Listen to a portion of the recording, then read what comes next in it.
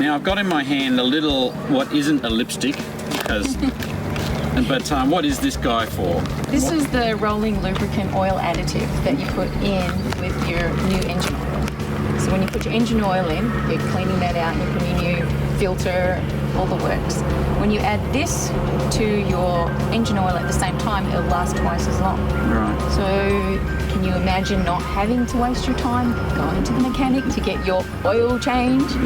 And then you've got to pay for your filter, the mechanic's time, and the oil. Yeah, so if right. you only do that half as much as you do now, then this little box will save you a lot of money.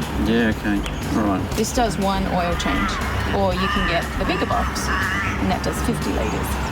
50 litres, yeah, So that can do like 2 or 3 cars in a house, or this can just do an individual car.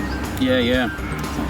And so you were telling me earlier that with a lot of, I mean, there are other people that make these sort of products on the market and you can buy them from different shops, but the difference with these is it's just one box, one bottle, one product, but it's solving a lot of problems. Whereas some other brands, they've got like, you know, you've got to juggle all these different things. Fuel injector, you know, a diesel additive for winter, a diesel additive for summer.